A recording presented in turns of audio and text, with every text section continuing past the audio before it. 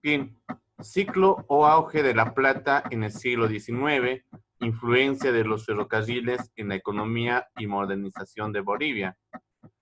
Resumen, este tema prácticamente trata de la influencia que tuvo el mineral de la plata, los ferrocarriles, la minería en la modernización del país, con el ingreso del ferrocarril y la electrificación en las diferentes ciudades de La Paz, Cochabamba, Oruro, Sucre, va a empezar la modernización de Bolivia. Eso vamos a tratar en este apartado del texto de Ciencias Sociales. Introducción. Para continuar tenemos que entender qué es un ciclo económico. El ciclo económico es un lapso de tiempo en el que un producto, artículo o recurso, en este caso un mineral, está en su máximo auge, en su mejor momento. Como vemos en el gráfico número 2, es cuando el mineral o el producto o el recurso está en la cúspide, en lo más alto de las cotizaciones a nivel nacional e internacional. Este es un auge económico, o un ciclo económico, mejor dicho. La historia de Bolivia en relación a la plata se divide en dos periodos. El primer periodo de la vida republicana de Bolivia, que va desde 1825 a 1872, trata prácticamente de una crisis terrible al momento de nacer a la vida independiente de Bolivia, producto del desgaste de energía y las fuerzas en la guerra de la independencia, en esta cruenta guerra que duró alrededor de 16 años, de 1809 a 1825, donde finalmente logramos expulsar a los españoles, pero antes los españoles destrozaron los centros mineros, inundaron las minas, y de ahí que el principal fuente de ingreso económico para nuestro territorio, que estaba basado en la minería, está en crisis. No hay forma de recuperar la economía en el país, más aún con el monopolio estatal. Es decir, los proteccionistas como Andrés de Santa Cruz habían logrado monopolizar toda la economía y política en el gobierno, en la ideología del proteccionismo. Esto entonces hace que Bolivia en este primer periodo esté en crisis. El segundo periodo trata a partir de 1872, cuando se elimina el monopolio estatal, es decir, el proteccionismo es derrotado por el libre cambio o liberalismo, y permite la introducción del ferrocarril, la modernización de Bolivia, y ahora la fuente de la economía del país está en el recurso de la plata. El ciclo de la plata o segundo auge del mineral argentífero. Recordemos que en el tiempo de la colonia, los españoles se toparon con la montaña más grande de plata que existía en el mundo. Nos referimos al Cerro Sumajorco o Cerro Rico de Potosí, donde fue saqueado en su extremo por los españoles. Toda la plata, miles de marcos de plata se habían llevado a España, al punto de decir que ya no hay plata en este cerro y en el territorio.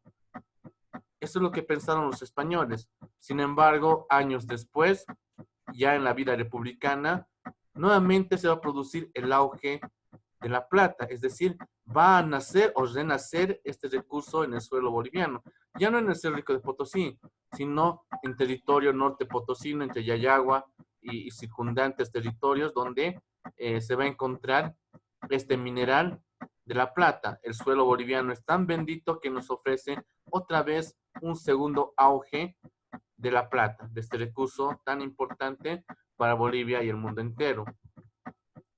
El auge de la plata, Huanchaca. Prácticamente este punto trata o es una secuencia de lo que fue la Guerra del Pacífico. A finales de la Guerra del Pacífico, en Bolivia se convoca una convención nacional, donde se hacen presente personajes importantes del país, entre políticos, empresarios, industriales, y van a tratar dos cuestiones principales.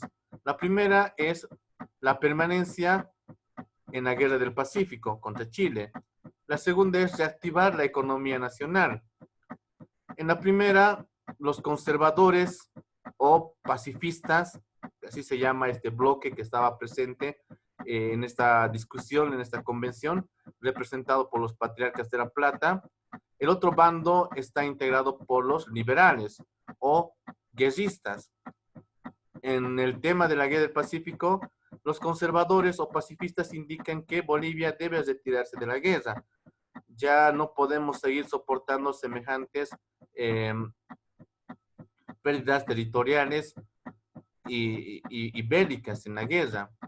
Entonces, los guerristas o liberales insisten de que Bolivia debe permanecer en la guerra. No podemos permitir ceder semejante territorio a los chilenos. En la segunda, en el segundo punto, donde tratan de la reactivación de la economía, los conservadores insisten en que se debe dar lugar al recurso de la plata como principal elemento de la economía nacional.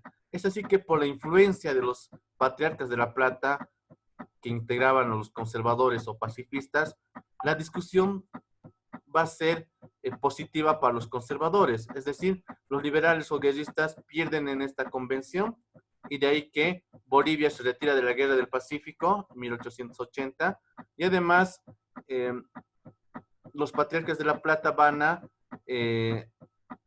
insistir e imponer la plata como principal recurso de la economía nacional.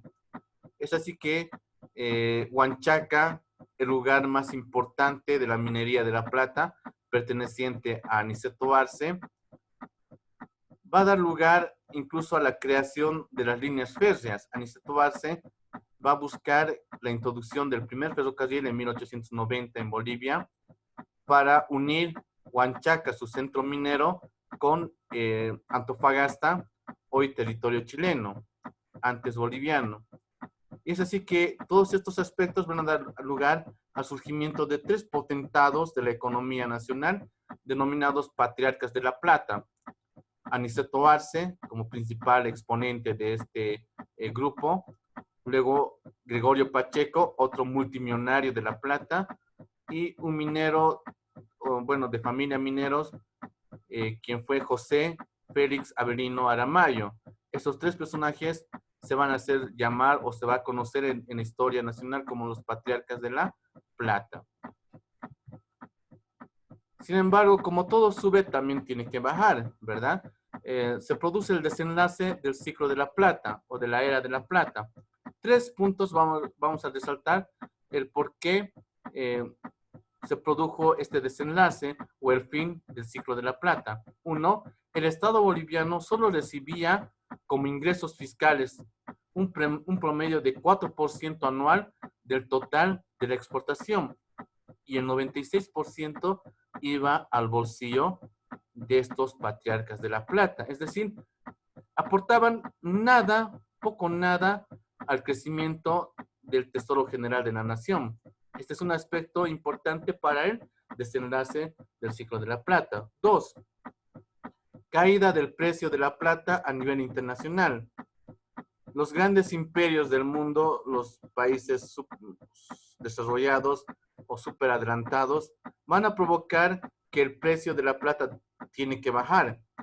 Es así que la economía del país que está ahora como base la plata cae a los suelos. Hay una crisis total de la plata en cuanto a precios y cotizaciones. Tercero, la plata fue reemplazada por el surgimiento de otro recurso mineral que es el estaño. Estos tres aspectos van a provocar el desenlace del ciclo de la plata. De la plata al estaño, de conservadores a liberales, dice este otro punto. En este tiempo de la era de la plata o el auge de la plata, Aniceto Arce y los demás personajes del grupo de los patriarcas de la plata habían logrado modernizar Bolivia con creación de centros comerciales, la introducción del ferrocarril en el país, que le daba un aspecto de modernidad a Bolivia, pues no todos los países contaban con este medio de transporte. En América solo Estados Unidos, Canadá, México y el sexto país va a ser Bolivia, pero el país uno de los más modernos de América del Sur. Para poder entender el anterior subtítulo que decía de La Plata al estaño, de conservadores a liberales, hacemos una explicación de lo que fue la guerra civil entre La Paz y Sucre, o también llamada la mal llamada Guerra Federal, porque jamás hubo federalismo en Bolivia. La intención de los liberales de federalizar el país nunca se cumplió, por eso lo hemos denominado como la mal llamada Guerra Federal. Se tiene como protagonistas de este conflicto al doctor Severo Fernández Alonso, el presidente de la República de Bolivia en este entonces, y uno de los líderes de los conservadores. Aquí tenemos a los conservadores, al lado izquierdo, quienes pretendían conservar la situación política, económica y social del país tal como está, no pretendían cambios. Tiene su sede en el sur de Bolivia, Sucre y Potosí principalmente, y La Plata como su máximo exponente de los conservadores. Por otro lado tenemos al general José Manuel Pando, jefe de los liberales en La Paz. Aquí tenemos a los liberales en la parte derecha, estos apoyados por los indígenas aymaras de La Paz y Oruro, que van a enfrentarse a las fuerzas de Severo Fernández Alonso, al batallón Sucre especialmente, en la mal llamada Guerra Federal. Bien, rebelión indígena de 1899. No podemos entender el triunfo de La Paz ante Sucre sin la participación de los indígenas aymaras. A la cabeza estaba el Pablo Zárate, el temible Huilca, a quien lo denominó así Condarco en el libro que relata esta parte de la historia. Los aymaras prácticamente se produce la rebelión en este tiempo por la usurpación de tierras que sufrieron durante varios gobiernos que estaban instalados en Sucre. Recordemos que cuando Bolivia nace la vida independiente, Sucre fue la capital del país. Sucre fue la sede de gobierno. Hoy en día sabemos que Sucre sigue siendo la capital, pero ya no es sede de gobierno, debido a esta guerra que participaron La Paz y Sucre.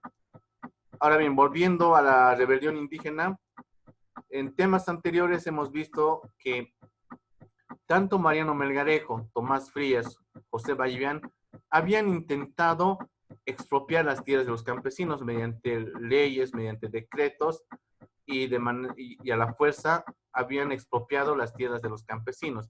De ahí que los campesinos vivían con un odio, resentimiento, no solo a los gobiernos centrales, sino que este odio y resentimiento se había extendido a la ciudad de Sucre, de donde salían estos gobernantes, de donde ellos iban hasta esta ciudad, hasta estos lugares a quitarles las tierras.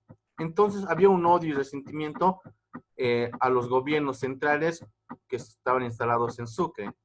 Esto fue hábilmente aprovechado por los liberales, José Manuel Pando, quien se alió con Zárate Huilca, indicándole que le apoye en la guerra para que después del triunfo las tierras van a ser devueltas a los campesinos aymaras y además Zárate Huilca iba a ser el segundo presidente del país, ya ni siquiera vicepresidente, sino segundo presidente, juntamente con José Manuel Pando.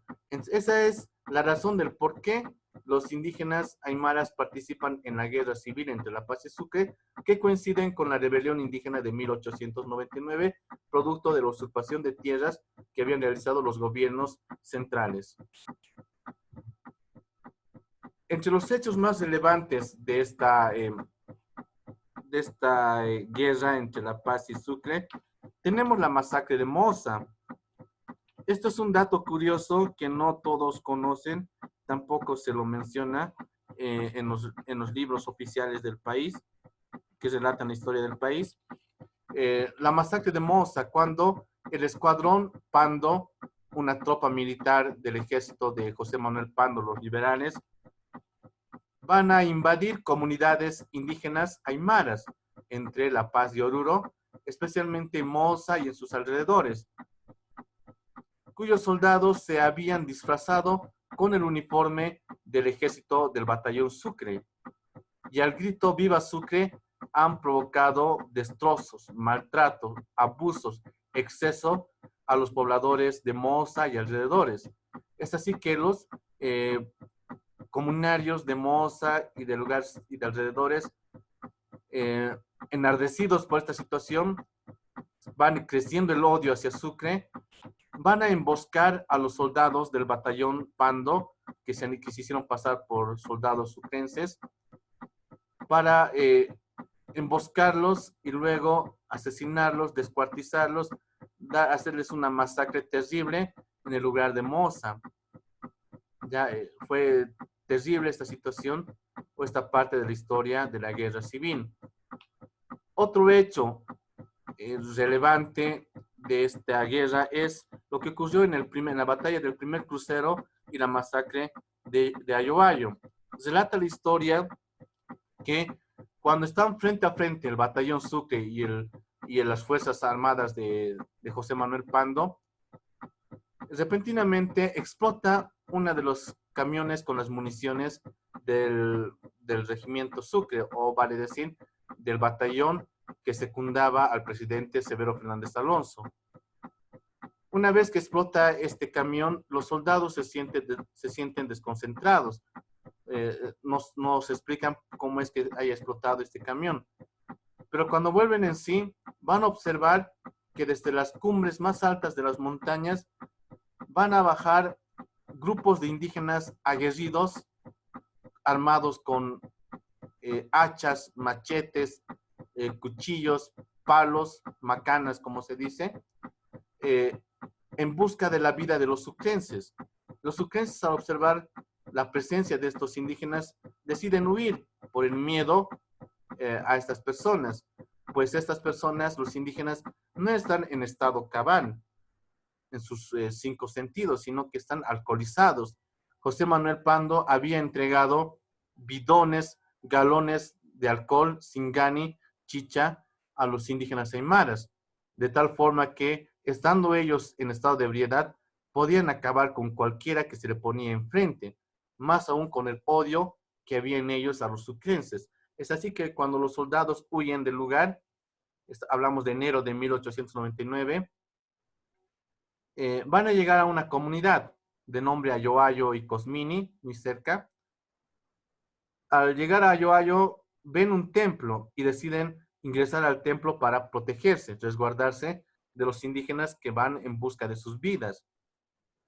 Los indígenas, al llegar a Ayoayo, al templo, no les importa la iglesia, no les importa quizás lo sagrado que son estos lugares, más aún cuando el capellán de la iglesia sale a poder apaciguar a estos indígenas. Estos alcoholizados dan muerte al capellán. Dice la historia que la sangre del capellán regaba todo el patio del templo. Es así que, a plan de golpes, garrotes, patadas, logran romper el portón del templo, se introducen al interior y ahí es donde cometen las peores atrocidades que la historia de Bolivia conoce, pues los soldados sucrenses y estudiantes que fueron allá a este lugar a defender la causa de Chuquisaca y también por órdenes de Severo Fernández Alonso, el presidente, van a ser descuartizados. Indica la historia que no solo los van a matar, sino que antes les van a arrancar las extremidades, les van a arrancar los ojos, la lengua, y si no morían con esas cosas que hacían, con piedras y palos en la cabeza, con golpes, los golpeaban hasta que mueran.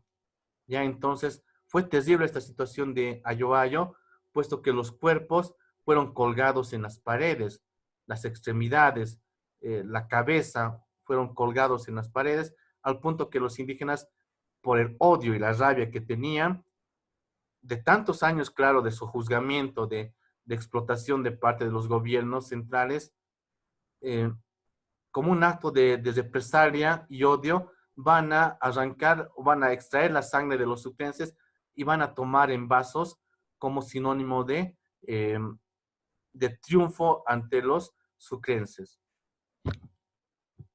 Bien, el expresidente Mariano Baptista escribe un artículo denominado Lugentis Campi, que traducido al castellano es Campos del Dolor. Es aquí donde Mariano Baptista relata los sucesos que han ocurrido dentro o al interior del templo de Ayoayo.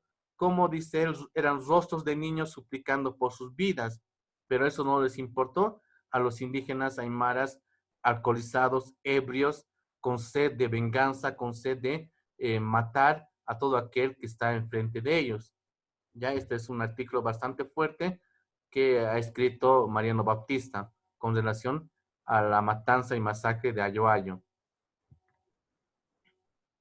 Cabe resaltar también que producto de esta matanza, aquí en Sucre tenemos un monumento en recordatorio a estos soldados jóvenes, estudiantes que murieron allá en manos de los indígenas. Hay un monumento en el cementerio central de la ciudad, muy cerca a la puerta principal, donde titula a los caídos en Ayoayo, ya en honor a estas personas. Continuamos. Bien, la batalla del segundo crucero y fin de la guerra.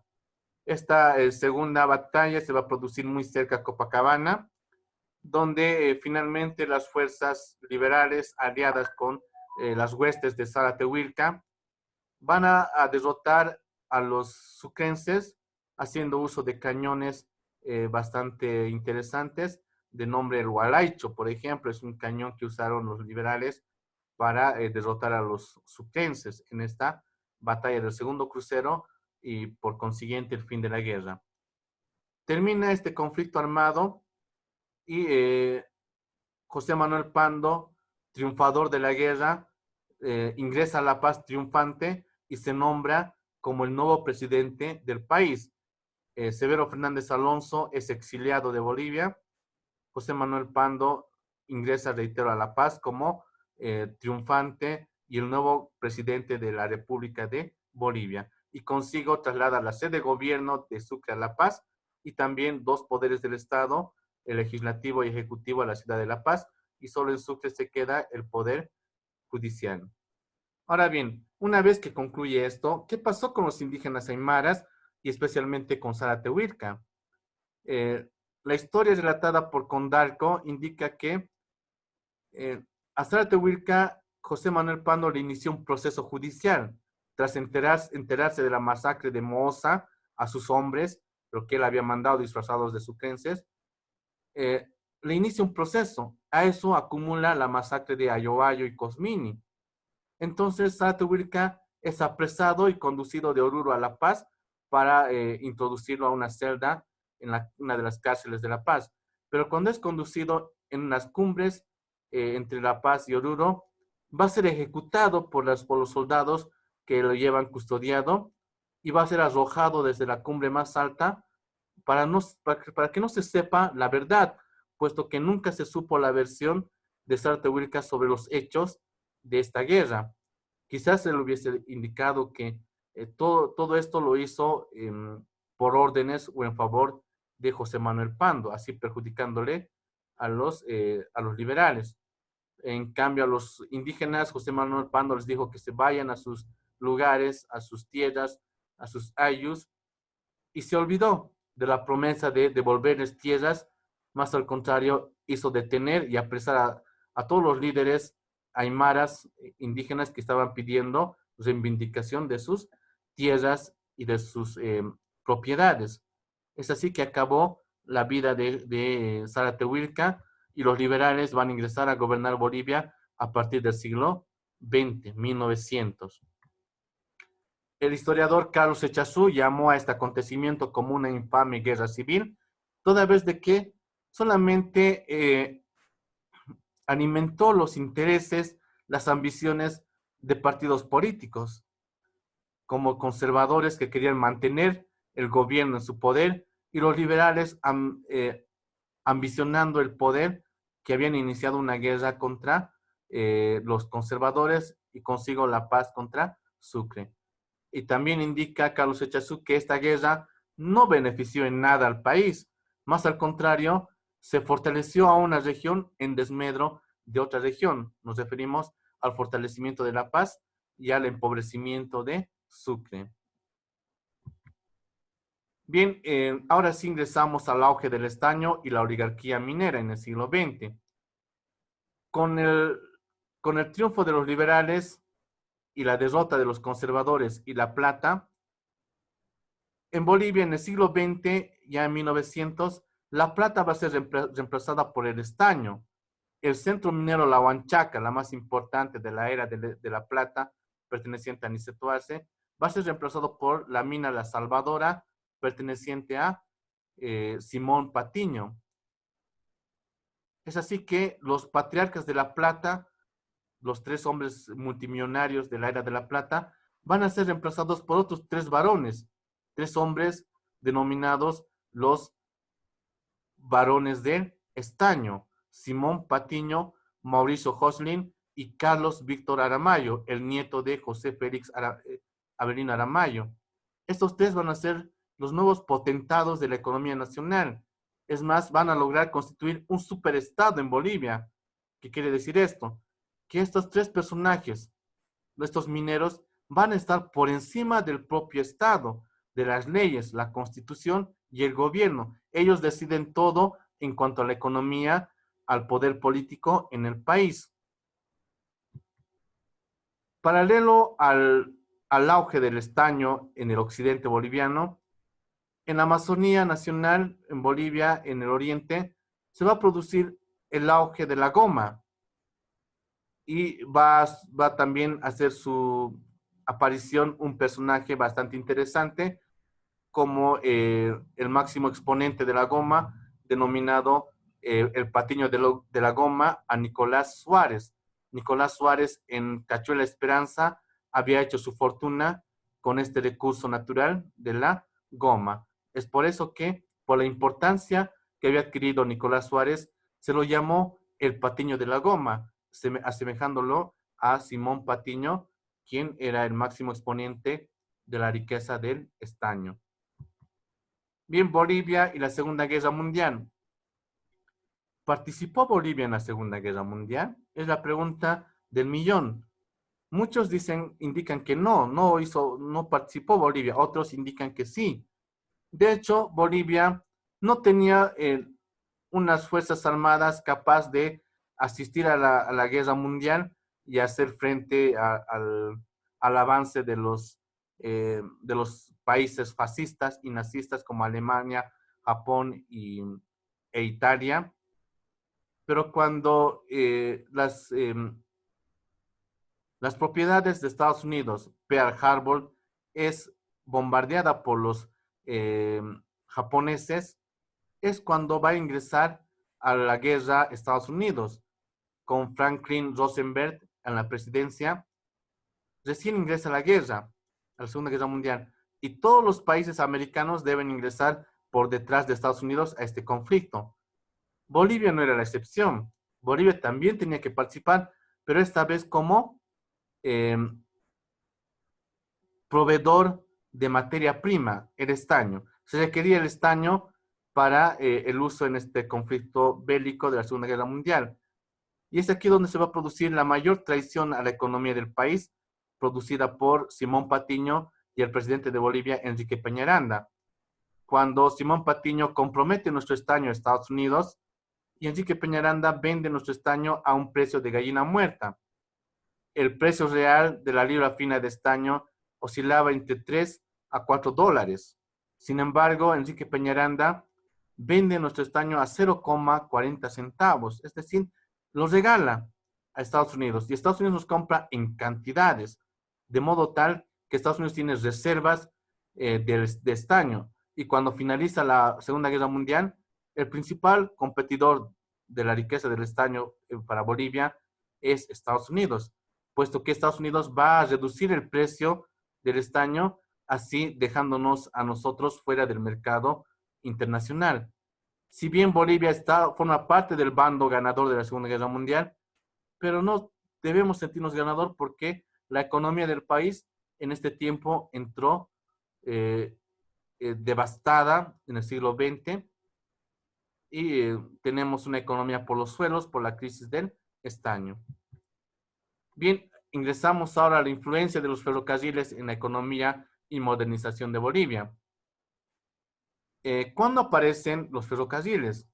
Los ferrocarriles eran un signo de modernidad para el mundo puesto solamente Inglaterra, el país más moderno del mundo, contaba con un ferrocarril que unía Liverpool con Manchester, las dos ciudades más importantes de Inglaterra, en 1830.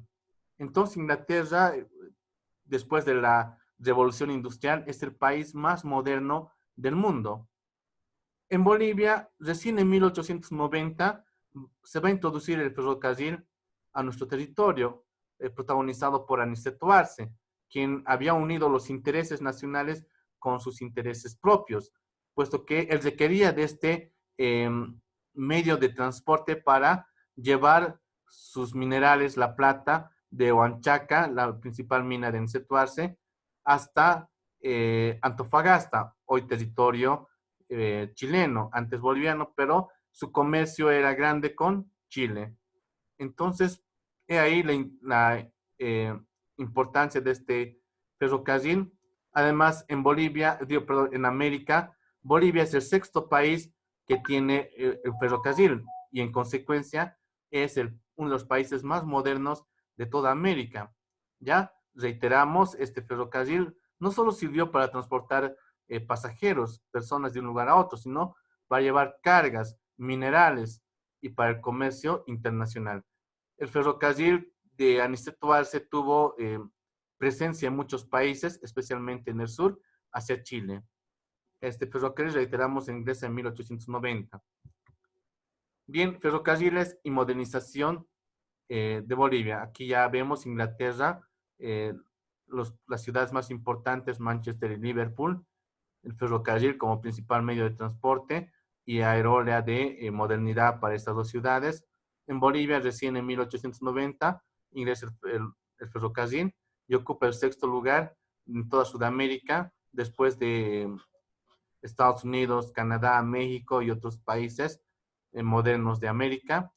Reiteramos, unía este ferrocarril la mina de Huanchaca, el centro minero más importante de los patriarcas de la Plata, bueno, de Aniceto Arce, unía con el puerto de Antofagasta, prácticamente con Chile. Modernización de Bolivia.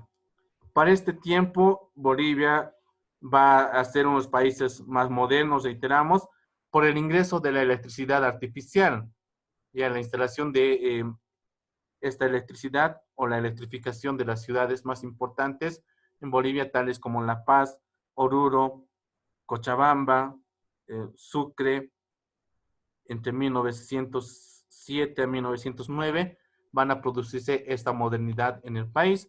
También se van a crear centros comerciales, todo en base al recurso del estaño o a la riqueza que había provocado el estaño en el país. Se producen esta modernidad. Finalmente vemos los inicios del sistema educativo en el país. Los liberales entre 1900 y 1930 se van a preocupar por modernizar la educación en Bolivia, toda vez de que la enseñanza no es nacional, sino que viene del extranjero. Especialmente tenemos como principal acto educativo la creación de la primera escuela normal de maestros en Bolivia, la Normal Mariscal Sucre, fundada el 6 de junio de 1909 en la ciudad de Sucre, ¿verdad? Esta es la creación más importante de la educación liderizada por los liberales entre 1900 y 1930. Bien, consigo también, bueno, cabe también mencionar que con esta creación de la primera escuela de maestros en Bolivia, ya no es necesario contratar a maestros que vienen de Chile, porque anteriormente, antes de la creación de esta escuela, los maestros eran formados en Chile y desde Chile venían a enseñarnos la historia totalmente tergiversada, mal intencionada, si vale el término, con relación a nuestro país. Por eso la importancia de esta escuela de maestros, 6 de junio de 1909.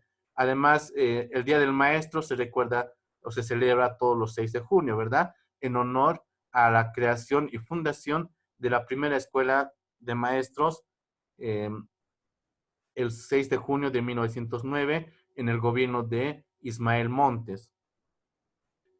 Bien, con la creación también de esta escuela de maestros, van a crearse otros centros educativos como, como esta escuela de ingenieros o el Instituto Nacional del Comercio en La Paz, la Escuela Nacional de Minería en Oruro, que posteriormente se convirtió en la Facultad Nacional de Ingeniería en 1917. Posteriormente se logró la reforma educativa en 1917. Entonces, los liberales entienden que la educación es una parte fundamental para modernizar Bolivia. Lo negativo de este sistema educativo que estuvo vigente hasta 1950, hasta 1952, 56 en realidad, cuando se decreta la reforma educativa en el gobierno revolucionario del MNR, después de la Revolución Nacional de 1952. Estuvo vigente hasta ese entonces. La educación era foránea y extranjera, es decir, eh, si bien había formación de maestros en Bolivia, pero era con enseñanza extranjera, es decir, eh, queríamos alcanzar el nivel de civilización de los países modernos con este tipo de educación. Más que beneficiar a Bolivia, le fue negativo, puesto que la enseñanza fue fuera de la realidad. Terminamos. Gracias.